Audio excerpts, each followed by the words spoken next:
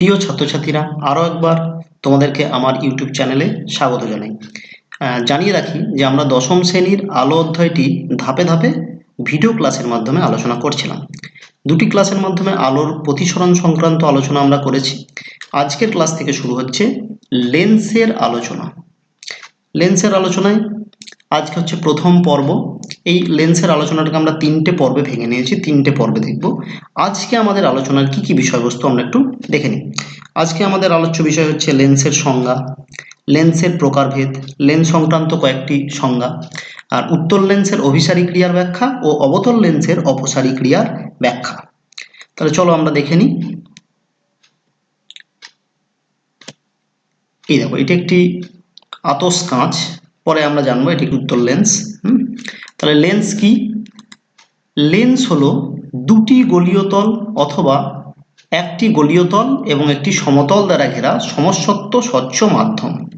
ছবিগুলো আমরা একটু দেখে নিই, বিভিন্ন প্রকার লেন্সের ছবি। এদিকে দেখো, দুটি গলীয় তল অথবা একটি গলীয় তল বা একটি সমতল দ্বারা ঘেরা সমসত্ব স্বচ্ছ প্রতিসারক মাধ্যম। সমসত্ব মানে যে মাধ্যমটার সমস্ত জায়গায় ঘনত্ব সমান। আর স্বচ্ছ মানে যার মধ্যে দিয়ে আলো যেতে পারবে। আর প্রতিসারক মাধ্যম মানে হচ্ছে যার মধ্যে দিয়ে আলো গেলে আলোর প্রতিসরণ ঘটবে। তাহলে লেন্সকে সাধারণভাবে আমরা দুটো ভাগে ভাগ করতে পারি। একটা উত্তল লেন্স, এই দেখো এটি একটি উত্তল লেন্স। এগুলো সবই হচ্ছে উত্তল লেন্স। আর আরেকটি হচ্ছে অবতল লেন্স। এই যে এগুলো হচ্ছে অবতল লেন্স। সাধারণভাবে আমরা উভত্তল লেন্সটাকে উত্তল লেন্স বলে থাকি, আর উভাবতল লেন্সটাকে আমরা অবতল লেন্স বলে থাকি। তাহলে উত্তল লেন্সকে ইংরেজিতে বলে কনভেক্স লেন্স, আর আরেকটা নাম আছে অভিসারী লেন্স বা কনভার্জিং লেন্স। কেন অভিসারী লেন্স সেটা আমরা পরে আলোচনায় আসবো। অবতল লেন্স এর ইংরেজি নাম হচ্ছে কনকেভ লেন্স, আর আরেকটা নাম হচ্ছে অপসারী লেন্স বা ডাইভার্জিং লেন্স। এই অপসারী লেন্সই বা কেন বলা হয় এটাও আমাদের আলোচনা পরে করবো, এর আলোচনা আমরা। তাহলে এখানে লেন্সকে আরো কিছু ভাগে ভাগ করা যায়। আমরা দেখতে পাচ্ছি যে প্রথমটা হচ্ছে উভত্তল। কেন উভত্তল? এর দুটো তলই উত্তল, তাই উভত্তল। এটার নাম হচ্ছে সমতলোত্তল। দেখো, এর একটা তল সমতল, একটা উত্তল, এই জন্য সমতলোত্তল। এর হচ্ছে একটা উত্তল তল আর একটা অবতল তল, তাই এটার নাম হচ্ছে অবতলোত্তল। ঠিক একইভাবে অবতল লেন্সকে আবার কয়েকটি ভাগে ভাগ করা যায়। যার দুটি তলই অবতল তাকে বলা হয় উভাবতল, এটাকে আমরা সিম্পল ভাবে বলি অবতল লেন্স। আর যার একটি তল সমতল আর একটি অবতল তাকে আমরা বলি সমতলাবতল লেন্স। আর যার দুটি তলই অবতল তাকে আমরা বলি উত্তল অবতল লেন্স। তাহলে লেন্স সংক্রান্ত কতগুলি সংজ্ঞা এবার আমাদেরকে জানতে হবে। প্রথমেই যে সংজ্ঞাটা জানবো সেটা হচ্ছে আমরা বক্রতা কেন্দ্র।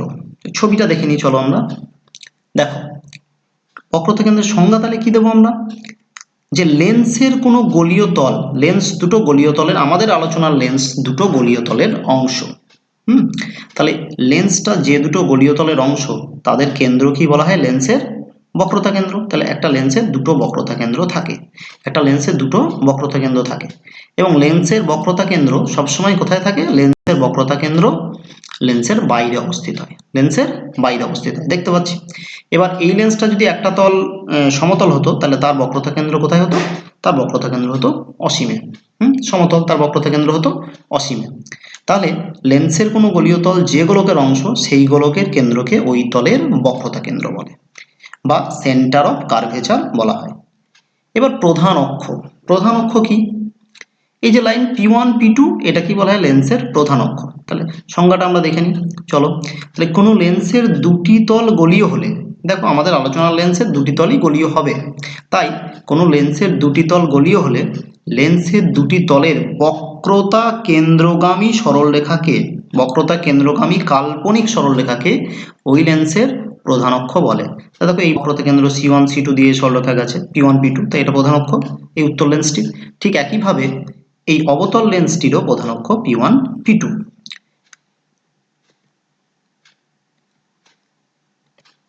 এবার হচ্ছে লেন্সের আলোক কেন্দ্র বা অপটিক্যাল সেন্টার কাকে বলবো আমরা? লেন্সের আলোক কেন্দ্র বা অপটিক্যাল সেন্টার কাকে বলবো? ছবি দেখে নিই আগে। দেখো, এটি একটি উত্তল লেন্স, দেখে বুঝতে পারছো এখন নিশ্চয়ই তোমরা, একটু আগে লেন্স সম্পর্কে আমরা জানবো, এটি একটি উত্তল লেন্স। তাহলে আলোক কেন্দ্র হচ্ছে লেন্সের মাঝে অবস্থিত, প্রধান অক্ষের ওপর অবস্থিত এমন একটা বিন্দু যার মধ্য দিয়ে একটা আলোকরশ্মি গেলে লেন্সে প্রতিসরণের পর এই প্রতিষ্ঠিত রশ্মিটা আপতিত রশ্মির সমান্তরাল হয়। তাহলে সংজ্ঞাটা কি? আলোককেন্দ্র হলো লেন্সের মধ্যে প্রধান অক্ষের উপর অবস্থিত একটি নির্দিষ্ট বিন্দু, এই যে প্রধান অক্ষের উপর অবস্থিত একটি নির্দিষ্ট বিন্দু, এই ও বিন্দুটা, যার মধ্য দিয়ে কোনো রশ্মি অতিক্রম করলে লেন্সে প্রতিসরণের পর প্রতিষ্ঠিত রশ্মিটা, এই যে সিডি, লেন্সের অপর পৃষ্ঠ থেকে নির্গত হওয়ার সময় আপতিত রশ্মি সমান্তরাল হবে। তাহলে এই দেখো এবি রশ্মি এখানে পড়লো, লেন্সে আলোক কেন্দ্রের মধ্য দিয়ে প্রতিসরণ ঘটলো এবং সিডি হয়ে বেরিয়ে গেল। এবি আর সিডি সমান্তরাল। তা আমরা বলতে পারি লেন্সের আলোক কেন্দ্র মধ্য দিয়ে যাওয়া কোনো রশ্মি ঠিক কার মতো আচরণ করে? সমান্তরাল কাঁচ ফলকের মধ্য দিয়ে যাওয়া রশ্মির মতো আচরণ করে। তাহলে লেন্সের আলোক কেন্দ্রটাকে আমরা একটা এই যে খুব ছোট একটা আয়তকার কাঁচ ফলক হিসাবেও ভাবতে পারি। এবার আমরা আসবো পাতলা লেন্স বা থিন লেন্স কি। দেখো, যেসব লেন্সের বেধ বক্রতা ব্যাসার্ধের তুলনায় কম তাদের পাতলা লেন্স বলে। এই দেখো, এই লেন্সটার বেধ বলতে এইটাকে বোঝায়, এই যে মাঝে এই যে কতটা মোটা আর কি লেন্সটা। তাহলে এই লেন্সটার বক্রতা ব্যাসার্ধ যদি এতটা হয়, তাহলে তার তুলনায় এই লেন্সের বেধটা যত কম হবে সেটা কি বলা হবে? পাতলা লেন্স। মানে লেন্সটা যত পাতলা হবে সেটা কি বলা হবে? পাতলা লেন্স। তাহলে আমাদের মনে রাখতে হবে যে আমাদের দশম শ্রেণীর লেন্স সংক্রান্ত আলোচনায় আমরা পাতলা লেন্স নিয়েই আলোচনা করব, এটা আমাদেরকে মনে মনে ভেবে নিতে হবে বা মনে রাখতে হবে। তাহলে পাতলা লেন্স কি? যেসব লেন্সের বেধ বক্রতা ব্যাসার্ধের তুলনায় কম তাদের পাতলা লেন্স বলে।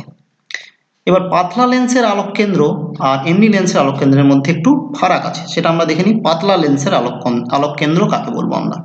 ছবিটা দেখি প্রথমে। মনে করা যাক এটি একটি পাতলা লেন্স। পাতলা লেন্সের আলোক কেন্দ্র হলো লেন্সের প্রধান অক্ষের উপর অবস্থিত এমন একটা বিন্দু যার মধ্য দিয়ে কোনো একটা আলোক রশ্মি গেলে রশ্মিটির কোনো চ্যুতি হয় না বা সরণ হয় না, রশ্মিটি সোজা পথে বেরিয়ে যায়। তাহলে পার্থক্যটা কি হলো মোটা লেন্সের সঙ্গে? মোটা লেন্সে প্রধান অক্ষের মধ্য দিয়ে আলোক রশ্মি গেলে রশ্মিটির পার্শ্বীয় সরণ হয়, প্রধান অক্ষের আপতিত রশ্মি প্রতিষ্ঠিত রশ্মি সমান্তরাল থাকে কিন্তু পার্শ্বীয় সরণ ঘটে। এক্ষেত্রে পাতলা লেন্সের ক্ষেত্রে আলোক কেন্দ্রের মধ্য দিয়ে কোনো রশ্মি গেলে রশ্মিটির কিন্তু কোনো পার্শ্বীয় সরণ হয় না, রশ্মিটি সোজা পথে বেরিয়ে যায়। তাহলে আলোক কেন্দ্র আর পাতলা লেন্সের আলোক কেন্দ্রের মধ্যে পার্থক্যটা বোঝা গেল। এইবার লেন্সের মুখ্য ফোকাস বা প্রিন্সিপাল ফোকাস কাকে বলে? আমরা প্রথমে ছবিটা দেখি। দুটো ছবি আমরা দেখতে পাচ্ছি। দেখো, এটি একটি উত্তল লেন্স আর এটি একটি অবতল লেন্স। উত্তল লেন্সের ক্ষেত্রে আমরা দেখতে পাচ্ছি যে প্রধান অক্ষের সমান্তরালে কিছু রশ্মি লেন্সের উপর আপতিত হচ্ছে এবং আপতিত হওয়ার পর প্রতিসরণের পর প্রধান অক্ষের উপর একটি নির্দিষ্ট বিন্দুতে মিলিত হচ্ছে। অবতল লেন্সের ক্ষেত্রে প্রধান অক্ষের সমান্তরালে কিছু রশ্মি প্রধান অক্ষের উপর আপতিত হচ্ছে, আপতিত হওয়ার পর প্রতিসরণের পর মনে হচ্ছে প্রধান অক্ষের উপর একটা বিন্দু থেকে অপসৃত হচ্ছে। তাহলে এই যে বিন্দুতে মিলিত হচ্ছে উত্তল লেন্সের ক্ষেত্রে আর অবতল লেন্সের ক্ষেত্রে যে বিন্দু থেকে অপসৃত হচ্ছে বলে মনে হচ্ছে, এই বিন্দুটা কি প্রধান অক্ষের উপর অবস্থিত এই বিন্দু কি বলা হয় লেন্সের মুখ্য ফোকাস। লেন্সের মুখ্য ফোকাস সংজ্ঞাটা আমরা দেখে নিই চলো। তাহলে কোনো লেন্সের প্রধান অক্ষের সঙ্গে সমান্তরাল, এই যে দেখো এগুলো প্রধান অক্ষের সঙ্গে সমান্তরাল রশ্মিগুচ্ছ প্রতিসরণের পর উত্তল লেন্সের ক্ষেত্রে প্রধান অক্ষের ওপর যে নির্দিষ্ট বিন্দুতে মিলিত হয়, কিংবা অবতল লেন্সের ক্ষেত্রে প্রধান অক্ষের উপর যে নির্দিষ্ট বিন্দু থেকে অপসৃত হচ্ছে বলে মনে হয়, প্রধান অক্ষের উপর অবস্থিত সেই বিন্দুটিকে মানে এফ বিন্দু, সেই বিন্দুটিকে লেন্সের মুখ্য ফোকাস বলে। তবে মনে রাখতে হবে লেন্সের দুটো মুখ্য ফোকাস হয়। লেন্সের মুখ্য ফোকাস বলতে সাধারণত দ্বিতীয় মুখ্য ফোকাসকে বোঝানো হয়। এইটাই হচ্ছে দ্বিতীয় মুখ্য ফোকাস। এটা মনে রাখতে হবে। এবার ফোকাস দূরত্ব কি? ফোকাস দূরত্ব হচ্ছে লেন্সের আলোক কেন্দ্র থেকে মুখ্য ফোকাসের দূরত্ব কি ফোকাস দূরত্ব বলবে। এই যে ও এফ, ও হচ্ছে আলোক কেন্দ্র, তার থেকে এফ বা মুখ্য ফোকাসের দূরত্ব, এই দূরত্বটুকুই বলা হবে ফোকাস দূরত্ব। এই ফোকাস দূরত্বটা খুব গুরুত্বপূর্ণ একটি জিনিস, লেন্স সংক্রান্ত আলোচনায় বারবার আসবে, এটা মনে রাখতে হবে। মুখ্য ফোকাস, ফোকাস দূরত্ব দুটি খুব গুরুত্বপূর্ণ বিষয় লেন্সের ক্ষেত্রে।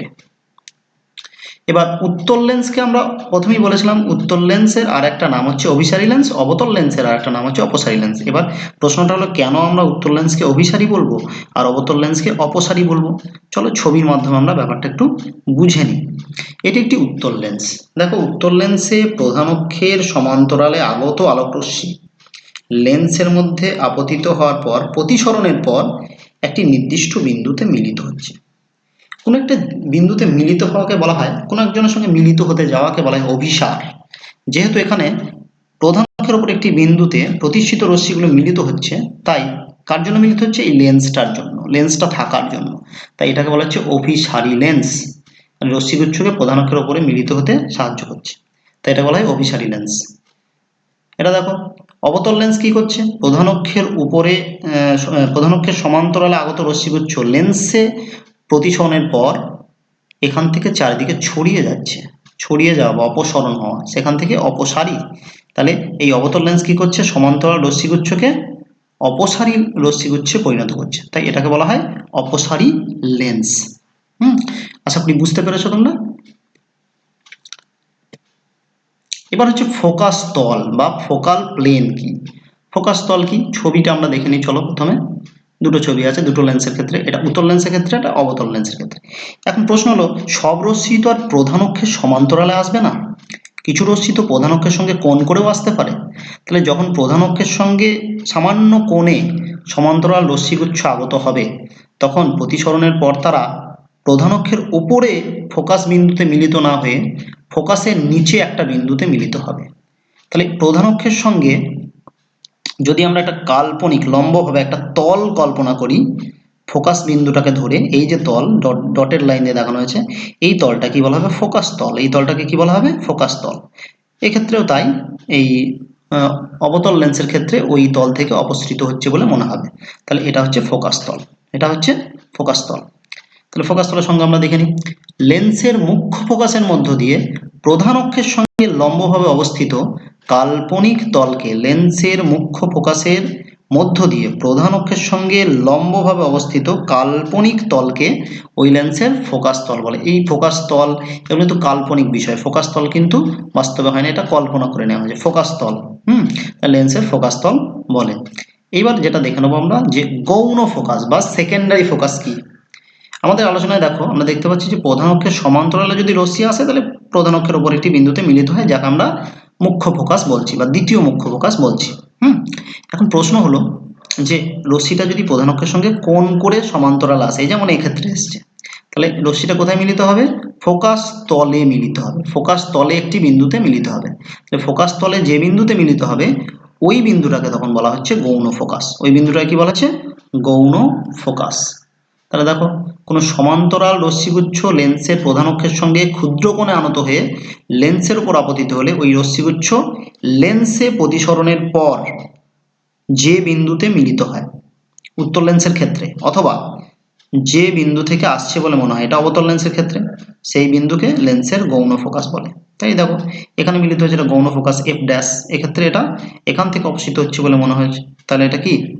এটা হচ্ছে অবতল লেন্সের গৌণ ফোকাস। তো মনে রাখতে হবে, লেন্সের গৌণ ফোকাস কিন্তু অনেকগুলি হতে পারে, অসংখ্য হতে পারে গৌণ ফোকাস, কিন্তু মুখ্য ফোকাস একটি হবে, একটি লেন্সের।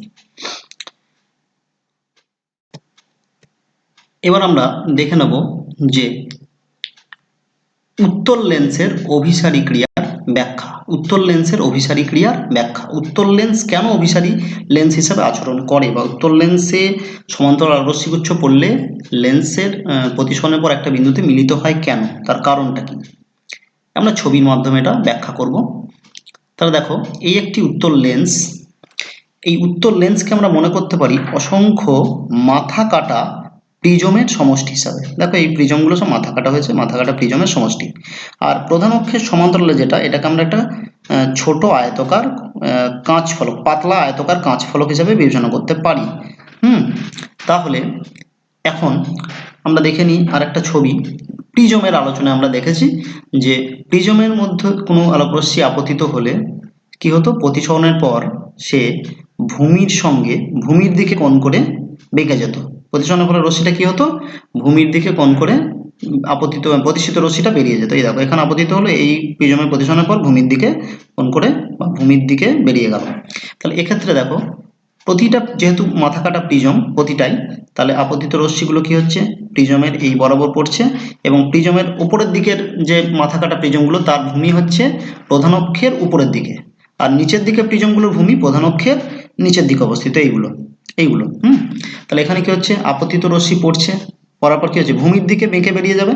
দেখো এটা ভূমির দিকে বেঁকে প্রধান অক্ষের উপর একটা বিন্দুতে মিলিত হলো, এটাও ঠিক ভূমির দিকে বেঁকে প্রধান অক্ষের উপর একটা বিন্দুতে মিলিত হলো, এটাও তাই। এক্ষেত্রেও ঠিক যেহেতু ভূমিটা উপরের দিকে মানে প্রধান অক্ষের নিচের দিকে, এর সাপেক্ষে উপরের দিকে, তাহলে এই বরাবর গিয়ে এখানে মিলিত হলো, এটাও এই বরাবর গিয়ে এখানে মিলিত হলো, এটাও এই বরাবর গিয়ে এখানে মিলিত হলো। এখন এই যে মাথা কাটা প্রিজমগুলো প্রধান অক্ষ থেকে যত দূরে থাকবে তাদের প্রতিসারক কোণটা তত বড়। প্রধান অক্ষের কাছে থাকা মানে তার প্রতিসারক কোণ ছোট, এই এটা ছোট, যত দূরে থাকবে তার এটা বড়। এখন যেহেতু আমরা পাতলা লেন্স নিয়ে আলোচনা করছি, তাই পাতলা লেন্সের ক্ষেত্রে এই সম্পর্কটা আমরা বলেছিলাম প্রতিসরণের আলোচনার সময়, প্রিজমের ক্ষেত্রে আর কি বলেছিলাম, প্রিজমের ক্ষেত্রে। তাহলে পাতলা যদি প্রিজমটা আমরা নিই তাহলে সেক্ষেত্রে কি হবে, সেক্ষেত্রে আমরা দেখতে পাবো যে এই ডেল্টা বা চুক্তিকোণ, এই যে প্রিজমের মধ্যে দিয়ে যাচ্ছে তার যে চুক্তিকোণ, সেটাটা হচ্ছে তোমার μ-1 × a। এখন যেহেতু প্রিজম লেন্সটা একটা কাঁচের তৈরি, যাই হোক তার মিউ নির্দিষ্ট, তার আমরা বলতে পারি ডেল্টা সমানুপাতিক a, অর্থাৎ এটা বড় হলে ডেল্টা বা চ্যুতি বাড়বে, আর এটা ছোট হলে ডেল্টা বা চ্যুতি কমবে। তাহলে যেহেতু ওপর দিকে একদম প্রধান অক্ষ থেকে যত দূরে যাচ্ছে সেই প্রিজমগুলোর ক্ষেত্রে এ এর মানটা বড়, তাহলে চ্যুতিটা বেশি, অর্থাৎ আলোকরশ্মি বেশি বেঁকে যাচ্ছে। দেখো সেগুলোর ক্ষেত্রে যত প্রধান অক্ষের কাছে আসছে এই বেঁকে যাওয়াটা কমে যাচ্ছে, বুঝতে পারলে? এক্ষেত্রেও ঠিক একই তাই। ফলে প্রতিষ্ঠিত রশ্মিগুলো প্রধান অক্ষের উপর একটা বিন্দুতে মিলিত হচ্ছে, এটাকে বলা হয় লেন্সের ফোকাসিং। এই লেন্সের ফোকাসিং ক্রিয়ার ব্যাখ্যা এই মাথা কাটা প্রিজমের লেন্সকে কতগুলো মাথা কাটা প্রিজমের সমষ্টি রূপে কল্পনা করে এইভাবে দেওয়া যেতে পারে। এবার আমরা দেখে নিই অবতল লেন্সের অপসারী ক্রিয়ার ব্যাখ্যা ঠিক একইভাবে দেওয়া যাবে। সেটা কিভাবে? অবতল লেন্সের অপসারী ক্রিয়ার ব্যাখ্যা দেখো একইভাবে এখানেই অবতল লেন্সকেও কতগুলো মাথা কাটা প্রিজমের সমষ্টি হিসেবে কল্পনা করা হচ্ছে। এর ক্ষেত্রে ঠিক উল্টো, মানে এই ভূমির মানে প্রিজমের তোমার যত ভূমিগুলো দেখো ওপর দিকের প্রধান অক্ষ থেকে ওপর দিকে যেগুলো আছে প্রিজম মাথা কাটা প্রিজমগুলো, সেগুলো ভূমি ওপর দিকে, নিচের দিকে যেগুলো আছে তাদের ভূমি নিচের দিকে। তাহলে একটা ছবি আরও একটা দেখে নিই আমরা। এই দেখো একটা প্রিজমকে যদি উল্টে রাখি তাহলে তার ক্ষেত্রে কি হবে, তার ক্ষেত্রে আপতিত রশ্মি কিভাবে হবে, এইভাবে যদি আপতিত হয় সমান্তরাল হবে তাহলে প্রতিসরণের পরও ভূমির দিক ঘেঁষে বেরিয়ে যাবে। যেহেতু ভূমি ওপর দিকের, তাহলে এই দেখো এই এলো ভূমির দিক ঘেঁষে বেরিয়ে গেল, এটাও তাই ঠিক ভূমির দিক থেকে ঘেঁষে বেরিয়ে গেল। এক্ষেত্রে ভূমিটা নিচের দিকে বলে এই দিক বরাবর বেরিয়ে গেল। এটাও ঠিক তাই, যত প্রিজমগুলো ওপরের দিকে আছে প্রধান অক্ষ থেকে দূরে আছে তার এর মানটা বেশি। এর মান বেশি মানে আরো বেশি বেঁকে গেছে, দেখো বেশি বেঁকে গেছে, তার ফলে বেশি পরিমাণ দূরে সরে গেছে। তাহলে এক্ষেত্রে কি মনে হচ্ছে রশ্মিগুলো প্রধান অক্ষের উপর একটা বিন্দু থেকে অপসৃত হচ্ছে, যদি একটা কাল্পনিক লাইন দিয়ে সবগুলোকে আমরা জুড়ে দিই। এইভাবে লেন্সের ফোকাসিং ক্রিয়া উত্তল এবং অবতল লেন্স বা উত্তল লেন্সের অভিসারী ক্রিয়ার, অবতল লেন্সের অপসারী ক্রিয়ার ব্যাখ্যা দেওয়া যায়। এই বিষয়টাকে আরো একটু ভালোভাবে, বিশেষ করে এইটাকে কিভাবে বেঁকে যাচ্ছে, এই যে প্রতিসারক কোণের সঙ্গে কি সম্পর্ক, কতটা চ্যুতির কি সম্পর্ক, এটাকে আমরা অ্যানিমেশনের সাহায্যে একটু ভালোভাবে দেখে নিই। চলো আবার আমাদের অ্যানিমেশন পেজটিতে ফিরে আসছি। দেখো এই একটা প্রিজম আমরা নিয়েছি, এই একটা প্রিজম আমরা নিয়েছি, একদম মনে করো এই উত্তল লেন্সের একদম শেষের দিকে থাকা প্রিজমের টুকরোটা, এর মধ্যে একটা আলোক রশ্মি যদি আমরা এইভাবে এখানে ফেলাই তাহলে আমরা কি দেখতে পাবো, এই ভূমির দিকে মানে সরে এসে প্রতিষ্ঠিত হলো। এবার আমরা একইভাবে এটাকে সরিয়ে দিয়ে আর একটা, এটা বন্ধ করে দিলাম, বন্ধ করে দেওয়ার পর আমরা আর একটা প্রিজম নিলাম। মনে করো এটা প্রধান অক্ষের কাছাকাছি থাকা একটা প্রিজম, প্রধান অক্ষের কাছাকাছি থাকা একটা প্রিজম, উত্তল লেন্সের ক্ষেত্রে প্রিজমের টুকরো। তাহলে এক্ষেত্রে কি হবে, এক্ষেত্রে আমরা রশ্মিটা যদি এখানে ফেলাই তাহলে দেখো দেখতে পাচ্ছ চ্যুতিটা প্রথমটার ক্ষেত্রে বেশি ছিল, এই যে আমরা যদি এখানে ফেলাই দেখো বেশি বেঁকে গেছে। কেন? কারণ এটা এই কোণটা, এই যে এর কোণটা ছোট, এটাকে যদি আরো বাড়াই এই কোণটার মান কমে যাবে, ছোট হবে। এর ক্ষেত্রে এই কোণটার মান বেশি, তার জন্য এটা এরকম হচ্ছে। যদি আমরা ঘুরিয়ে নিই চিত্রটাকে ঘুরিয়ে নিই তাহলে আমরা অবতল লেন্সের ব্যাখ্যাটাও পেয়ে যাব। দেখি এই দেখো অবতল লেন্সের ক্ষেত্রেও ব্যাখ্যাটা আমরা পেয়ে যাব। চিত্রটাকে আমরা যদি এটাকে একটু ঘুরিয়ে নিই আমরা, দেখি আমরা ঘুরিয়ে নিই একটু। এটাকে যদি আমি এখানে নিয়ে আসি তাহলে দেখো একটু ঘুরিয়ে দিতে হবে, এটা বেশি বেঁকে গেছে একটু। এই যে দেখো, তাহলে বেশি বেঁকে গেল। এই একই যদি আমি ওখানে ফেলাই তাহলে দেখো কম বেঁকে যাচ্ছে। বুঝতে পারলে ব্যাপারটা? তাহলে এই যে প্রিজমের যে প্রতিসারক কোণ, এই যে এই কোণটা, এটাকে যদি বাড়িয়ে দিই তাহলে এটা আরো ছোট হয়ে গেল, তাহলে এর মানটা কমে গেল এই এর মানের থেকে। তাহলে এই এর মান বা প্রতিসারক কোণের মানের উপর নির্ভর করে প্রিজমের চ্যুতিটা নির্ভর করে। তাহলে এর মান বেশি হলে চ্যুতি বেশি হয় বা বেশি বেঁকে যায়, এর মান কম হলে চ্যুতি কম হয় বা কম বেঁকে যায়। তাহলে মোটামুটি আজকের আলোচনা আমাদের যেটুকু হলো, এখান থেকে আশা করছি যে তোমরা লেন্স সম্পর্কিত প্রাথমিক জিনিসগুলো ভালোভাবে বুঝতে পারবে ভিডিওটি থেকে। এর পরের ক্লাসে আমরা লেন্সের মাধ্যমে কিভাবে প্রতিবিম্ব গঠিত হয় এবং উত্তল লেন্সে বস্তুর বিভিন্ন অবস্থানের জন্য কোথায় কি প্রতিবিম্ব হয়, সৎ না অসৎ, তার কি ব্যবহার রয়েছে অবতল লেন্সের ক্ষেত্রে, এগুলো আমরা পরের ক্লাসে আলোচনা করব। এটাকে ক্লাসটা মন দিয়ে শুনলে তোমরা লেন্স সম্পর্কিত প্রাথমিক জিনিসগুলো ভালো করে বুঝতে পারবে। এবং সব আলোচনা, সব ক্লাসগুলো হয়ে যাওয়ার পরে তোমাদের কারো যদি কোনো সমস্যা থাকে তাহলে তোমরা কমেন্ট বক্সে প্রশ্ন করতে পারো, সেখানে উত্তর দেওয়ার চেষ্টা করব। ক্লাসটি শোনার জন্য ধন্যবাদ।